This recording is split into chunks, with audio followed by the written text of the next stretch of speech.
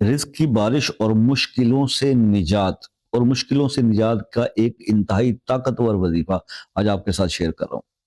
دیکھیے، اگر زندگی کی راہیں بند ہو گئی ہیں نا، اور مسائل نے گھیر رکھا ہے، اور رزق میں بھی انتہائی تنگی ہے، تو یہ عمل آپ کریں۔ عصر کی نماز کے بعد، عصر کی نماز جب آپ پڑھ لیتے ہیں تو اس کے بعد آپ 11 بار درود ابراہیمی پڑھیں، اور 110 بار آپ سورہ طلاق کی یہ آیت پڑھیں، آیت نمبر 2، وَمَن يَتَّقِ اللَّهَ يَجْعَل لَّهُ مَخْرَجًا، ٹھیک ہے نا، وَيَرْزُقْهُ مِنْ حَيْثُ لَا يَحْتَسِب، بس اتنا ہی۔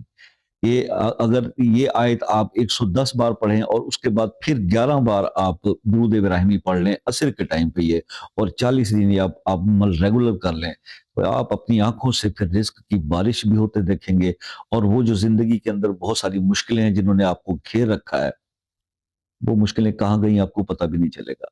وہ ہر مشکل آسانی میں بدل جائے گی۔ کر کے دیکھیں آپ یہ۔